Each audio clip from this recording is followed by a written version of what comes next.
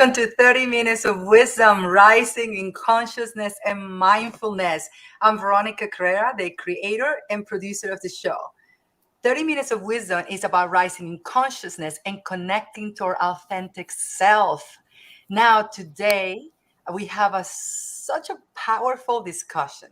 It's super great. We have been looking forward to this. But first, let me introduce to my co-host, Lynn Min, CEO of Soul Matters, psychotherapist. So thank you, Lynn, for being here with me today. Absolutely. My pleasure. Awesome. And I want to introduce the one and only Dr. Jeff McNairy. Yes. Pura vida. How's it going? Pura vida. He's calling from Costa Rica. He's the Chief Medical Officer at Rhythmia Life Advancement Center. All right, Dr. Jeff, we are here to talk about epigenetics and mindfulness.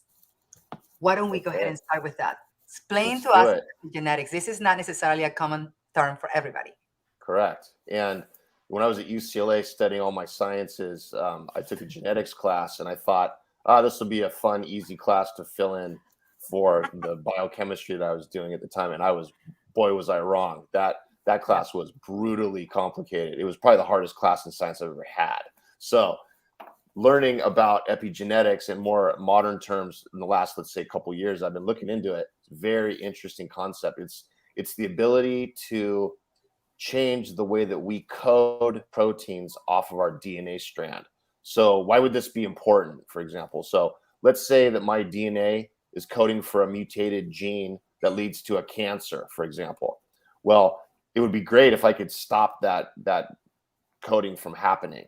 So how can I do that in a way that's appropriate? Well, there's a concept called epigenetics. And what that is, there's ways that you can alter the coding sequencing that's happening in the double helix. So when a DNA strand unzips from its double helix format, you're trying to code for an RNA strand. And in order to do that, it creates pieces of messenger RNA that go in and start to read the sequencing of the DNA strand in the code.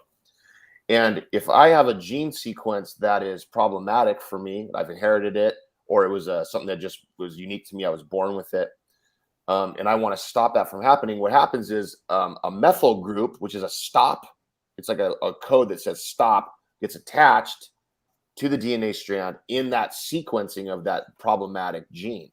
So a methyl group comes in and plugs in, and then as the messenger RNA is being coding down the strand, it hits that and goes, oh, I got to get off of this, and it disconnects, and then that gene is no longer expressed. And so that's a biochemical way that happens. Another way it happens is that the DNA strand itself, while it's unzipping, it gets rolled up on things that are called histones, and that prevents it from. It's like coiling a wire around a rock. And so if that's it, then it's very hard to unzip the DNA strand. So there's parts of the DNA strand that can be locked in, basically, and then it's not going to code for those things that are rolled up. So it's like a ball of like twine, like in a big knot. So that's another way. So what's interesting is that, like, how do we do this? Like, how can we create that sort of intention in our bodies? And so there's been some really interesting studies lately that show that mindfulness does this, which is meditation, or setting that intention does this. Also, ways of eating can do this, like super healthy ways of eating. Also, our environmental factors like stress or pollution or abusive environments or just super chaotic environments that we feel overwhelmed in. All of that stuff relates and kind of can affect the way that our DNA strands are being coded for that are creating new proteins. So in a nutshell, briefly, that's pretty much what epigenetics is about. It's like, wait a second, can you just give me like 5 minutes to concoct a question after? Exactly. It's coming. Yeah. So I just think, there's ways we can do this that are healthy for us. And like I said, there's meditation and yoga as a practice that can do this, healthy eating, just having that goal and that intention for yourself also does. And there's ways that it can happen that I'm dealing with down here in Costa Rica at my facility that are also plant-based methods that you can do this for. And there's studies that are coming out right now that are proving this is a road that science is going down. This is exciting for me because ultimately the relationship between the unseen and the seen, the way we manifest, so the way we incarnate our feelings, our thoughts, and then therefore, like, you know, a lot of people have talked about manifestations and, you know, but this is basically the science that explains the manifestation of our thoughts and feelings and stress and whatever that is in our bodies. Yes. Am I getting that right? Absolutely. That's why it's so fascinating, because before it's been like a black box. Yeah, it's the magical component of all the things that people talk about in holistic practices, or meditation, or religious practices, or any sort of mindful sort of thing that is an external sort of belief system. Why is that happening internally? And this is one reason why it helps explain. This is the explanation behind the miracle that we experience, whether it's through praying or through mental health like treatments, or even just mindfulness. This is exciting for me because, you know, I think the classic, especially in the corporate world, like, oh, don't be too emotional. You know, like how emotions and things like the soft skills are soft. They're not important. They're almost actually even like looked down on. And so it's hard to be in a field where it's like, no, this stuff is real. Like, practice mindfulness. Stress, absolutely. Like, it does have an impact, like depression, you know, fighting hard for people who suffer these things, and teaching them also that they can do something about it, but not having the words to say, here's how that works. And so what you're talking about, for me, it lights me up, because it's like, we get to put numbers and data, and like, we get to put science on this. Well, what's interesting is my daughter's a first-year law student, and she's going through the grind of first-year law students. Right? We all know what that's like, brutal. And she's an extremely emotional person.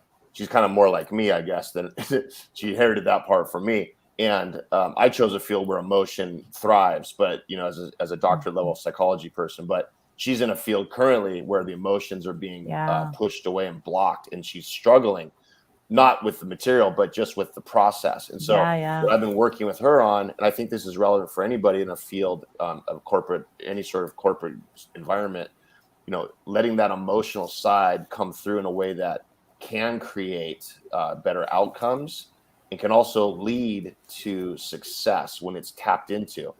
And don't let the environment of the corporate structure kind of block that from you. There's outlets and ways to let it be a strength. And oftentimes that strength in people gets minimized or overlooked. So I want to go back to this part that fascinates me on this, the scientific behavior here of the DNA, and how does mindfulness changes, I guess, is the behavior of the strands. If you don't mind expanding a little bit more on this, Dr. Jeff. Sure.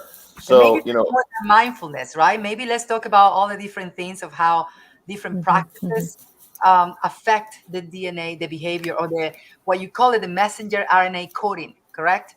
Correct. Because, you know, everything that is biologically related to us also has an emotional component. It's called a psychosomatic response.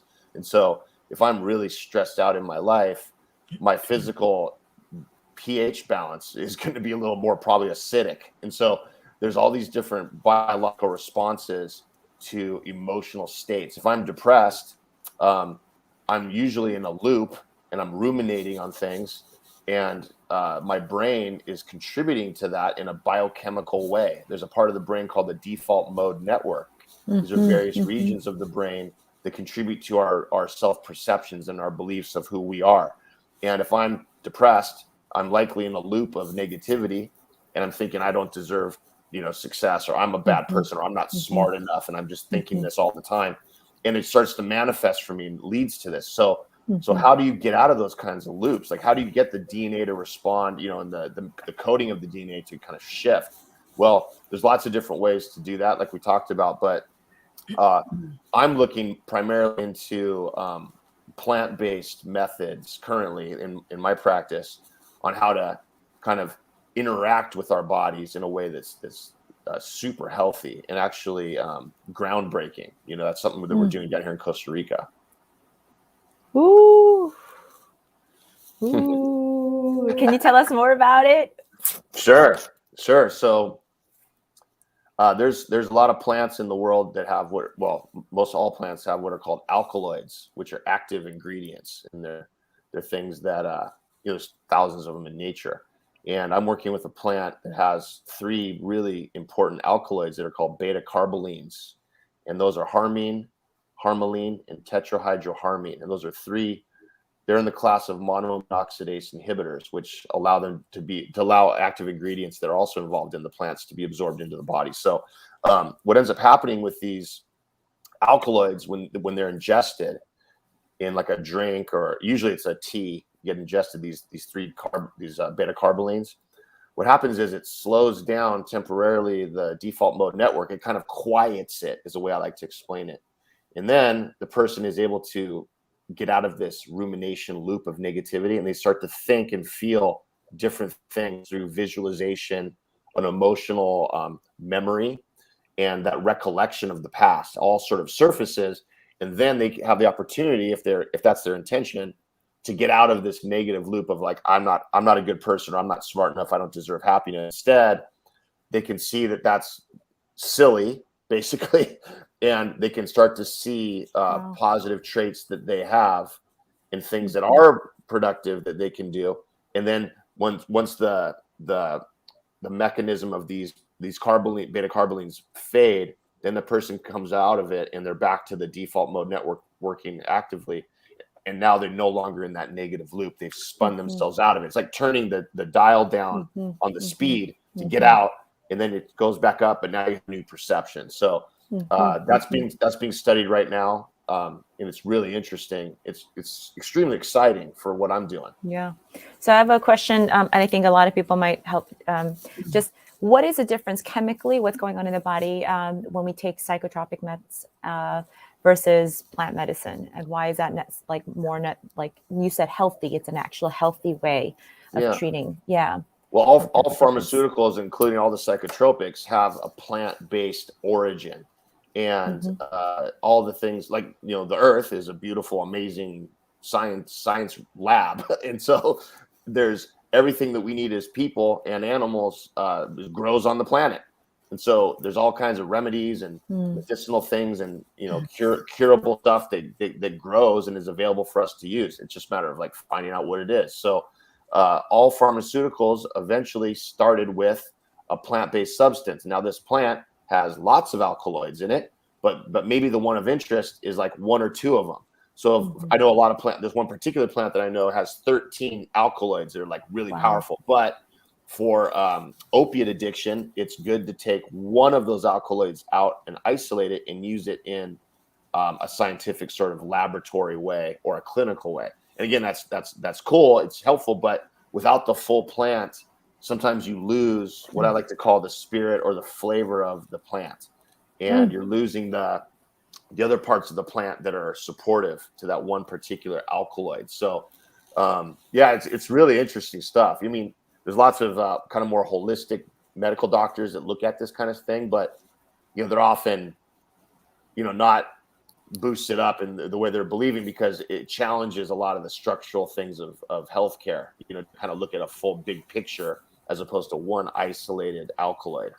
And Dr. Jeff, it is said that everything is all healing is in nature, right? So everything that we need. But explain to me then a little bit more about the concept of the spirit of the plant, and maybe explain explain a little bit more about ayahuasca then. Okay, so with the plant medicine that we're using in Costa Rica here, it's called ayahuasca, and it's the one I've been talking about. And with the beta carbolines, these harmine, harmaline, and tetrahydroharmine, and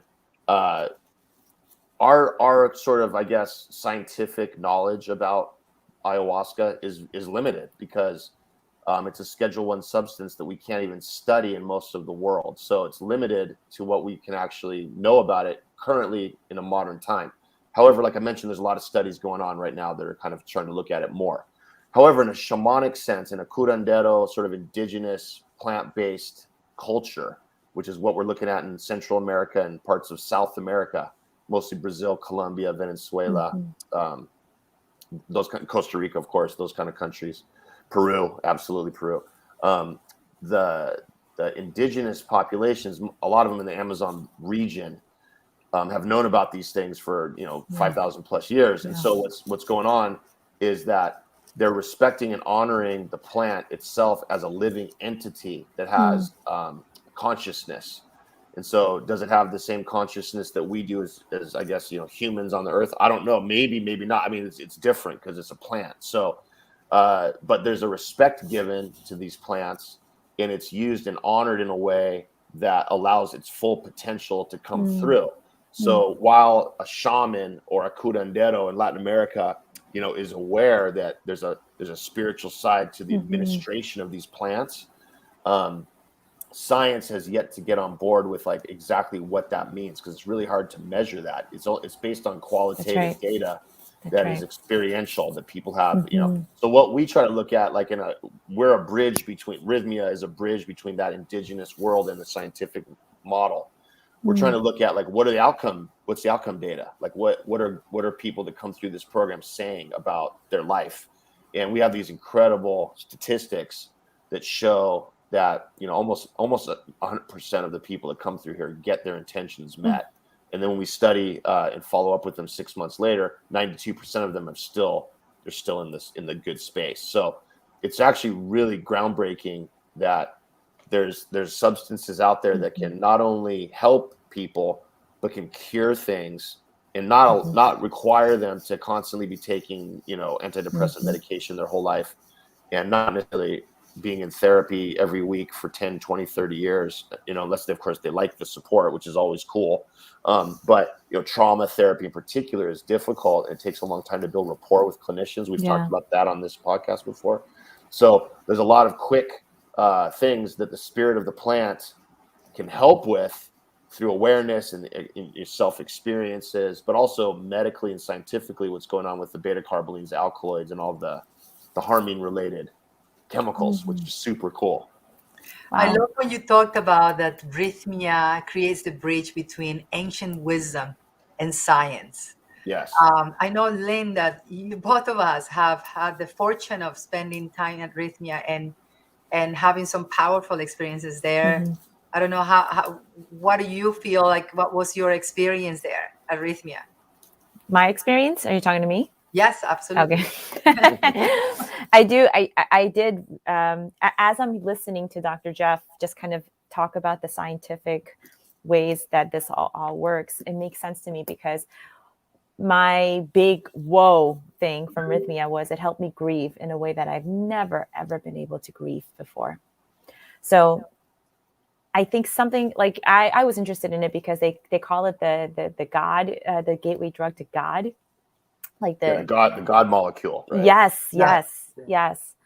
And like from a spiritual and a psychological perspective, that like just really drew me. Like, what is this truth that I have to encounter or the face or like deal with that I might not necessarily be able to in this busy day-to-day New York City life that Rhythmia would get. And for me, it was my firstborn. He was born dead, and so I remember having told this story many, many, many times.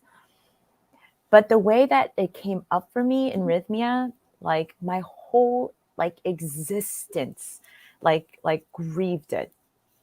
And what else came up for me were thought and belief around that. Like, for example, because that was my first experience with pregnancy, I really doubted my womb, my center of creation. Right. And so like that self-doubt came up for me, that was in the puke bucket, that just my deep belief of like, I don't know why it happened, but it must be because I deserved it. That belief cycle came up for me. And I think even if I look back, the way that I had grieved, that space, that sacred space on the mattress, I mean, no Western tradition or would have been able to like handle that. I'm talking about a mother's grief, like shrieking.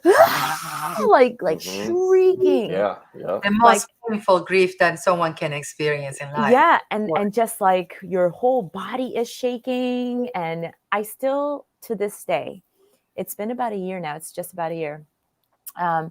When I experience intense emotions, my body has now learned to shake, like shake. Mm-hmm.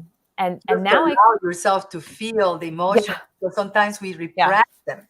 Yeah. And that's what happened. And that's what ayahuasca, I think, experiencing this in such a special place like That's Rhythmia right. is like no other. And I feel like for me, holding your story, someone so dear like Lynn for me, and understanding what this did for her, and also what it did for me. And I had to be brave to put this in the book, in my first memoir. Being in corporate America is not necessarily something that some people, I remember telling me, no, this is not something you should put in a book. But I, like you, Lynn, and many people that have gone through this experience, we have to honor the powerful experiences that we have had with this plant medicine and this ancient wisdom. For me, just like you, Lynn, the experience of a mother losing a child, for me, was the experience of this little child losing her mother at 9 years old, and she was a single mother. And I remember the same thing, that ayahuasca took me back to that moment when I was waiting for my mom to pick me up from school, and she never did. The school doors closed, all the children left, and I was just on the sidewalk, just holding my legs, waiting for hours, and she never did. She never showed, because she was dying. But ayahuasca took me to that moment and allowed me the same way as you grieve what this little child never grieved, and allowed to heal that trauma. So these are just a couple of examples. I don't know if there is something else, Lynn, that you wanted to also share, and then maybe turn it over to Dr. Jeff too, because these are just two examples of the powerful stories of things that happen at Rhythmia. So, Dr. Jeff, I'm really curious. So, in a very non-data way, in layman's term, I can say I walked away so much lighter. And like, I do feel, I walked away feeling this, like I'm in a different loop now, right? Correct. Like in layers of my conscious being, that grief is gone, like, or expressed. And so I'm not holding it anymore. Correct. Yep. And so the feelings of it is like lightness and clarity, just liberation. That's the beauty of the plasticity of the brain. That's exactly what that is, because when there's a powerful emotional and behavioral experience that we go through in life, there's neurochemical pathways that get created and get used very strongly that hold on to emotion. It has to do with the left amygdala and parahippocampus gyrus. That's part of the brain that's involved in. And what happens with ayahuasca in particular is it allows that part of the brain to kind of release emotions of the past, and we can have the memories that are associated with those emotions surface, and we can have visualization at the same time. And so those three things together, that three-pronged approach to healing neurochemically, is amazing. And that's why people say, well, you can get past anything, they'll say. But we can all think of things, well, I could never get past that or that or that, and we have a list. But this shows that we can, and it's not about not forgetting. It's not about that, because we'll always remember, but it's about that emotional burden that we carry that limits our ability to, let's say, have another child or get into another relationship that might have been in the past abusive, or trust ourselves if we feel that we were abandoned, like Veronica mentioned when she was little, right? And trust ourselves and know that it wasn't our fault, kind of thing. And so there is a way to get past it. And I like the plant medicine approach as something because it's fast and we can get right to it. Because I'm always an advocate of saying, I don't have 10 years with my patients to drag this out in, because during that 10-year period, they're miserable, they're suicidal potentially, they're on a bunch of meds that maybe are helpful at the beginning but not later. And they might have substance abuse issues, and it's a high risk time. It's a very high risk time. So I'd rather have people with the support, the preparation, then the experience of the ayahuasca to help them through it, and then the integration and the follow-up to help them kind of implement a new way into their life. implement a new way into their lives. The Mhm. integration is key. I think since I left Rhythmia, there hasn't been one day that I don't meditate. It's so Mm. important Good. to get into that space of the sacred space of silence for me to continue to integrate all these pieces of myself. Amazing. I'm so grateful for this place. And so, last question that I thought about is, Dr. Jeff, I mean, you were working in this big institution and such a successful doctor. How does it feel for you now to work arrhythmia with these ancient modalities and marry or bridge the scientific approach to it with the ancient wisdom? It's my dream job, to be honest, Mm. and it's not even like a job. It's like my life purpose, and I Amen. love it.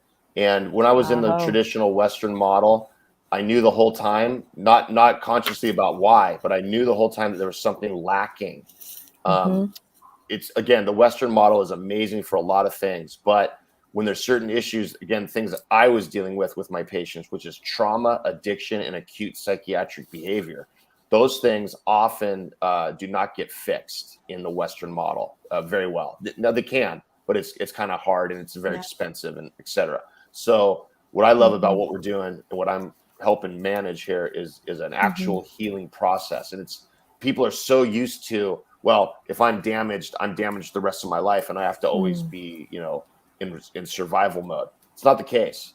First of all, that's totally counterintuitive, because as humans, Yeah. we want to thrive. That's what we want to do. We want to succeed and thrive in life. That's biological drive, evolutionary. And so this getting back to nature is what this plant medicine represents, and it allows us to have more appreciation for ourselves and for our environment. So it's wonderful. I love what I'm doing. I mean, it's super exciting and really cool.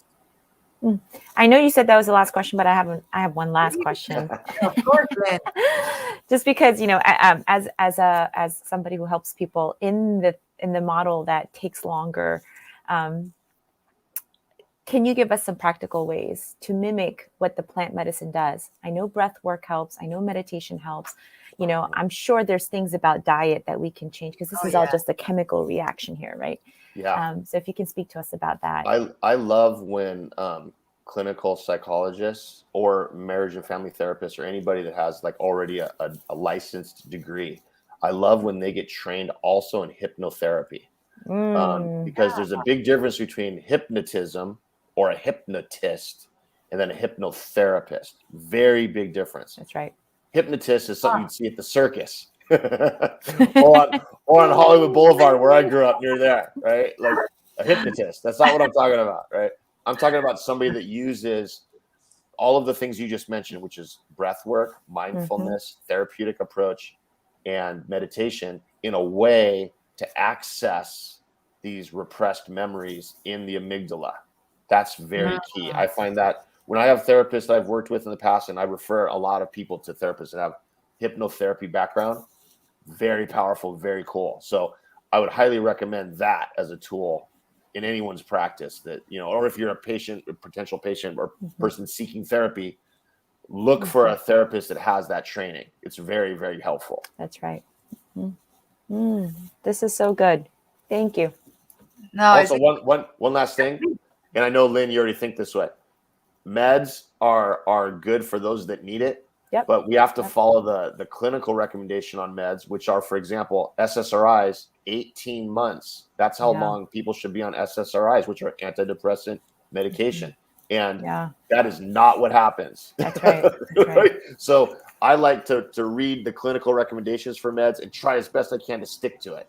And the reason for meds is to get a foothold on the issues you're dealing with, so that you don't need meds long term. That's right. If you're in a slump, you might need some meds to come out of that, so you can actually be present and do therapy. And I'm a big fan of that for sure. But then you have to be doing the work. So it's not like, oh, I'm on meds for 18 months, I can take a break. It's like, nope, you're on meds for 18 months because now you have to do the work. That's right. What's the work? What would you say is the work? Exactly. That was my question. Bring it up. Bring it up. Bring those emotions up and out. Change your behavior with CBT techniques, cognitive behavioral therapy. Do psychodynamic approaches of like looking at regressive trauma issues. do whatever it is that resonates with you therapeutically or your own practice to get so where you don't need these meds, because we all know that 85% of psychotropic medication is overprescribed. So there's 15% of the meds in the world out there that are appropriate for the people. 85% it's not needed. It's not appropriate. So don't be in that group, right? And add to that, eating mindfully, eating healthy, exercising, all of that, it comes together to integrate for holistic healing. Absolutely. Eating and exercise is huge. Huge. Excellent. Lynn, I feel like we can spend so much time with Dr. Jeff, so I feel like may have another question before we close.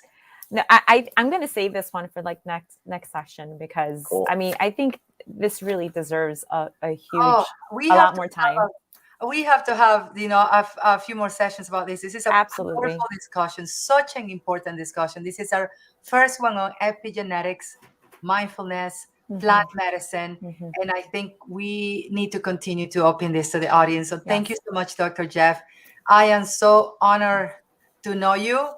I met you as the Chief Medical Officer at Rhythmia, and since then, I'm your biggest fan. I totally love you. So thank you so much. I know Lynn feels the same way. So. Thank you. It's my pleasure. It's my honor to have met both of you. So I feel that way about both of you. So thank you. Yeah. All right. Thank you so much, everyone. We'll be posting this in different channels. Also, for those who are going to watch this session later, feel free to send us the comments, any questions that you may have, and we'll be happy to answer them. Have a wonderful weekend. Yes. Bye, everyone. Pura vida. Pura vida. Bye-bye.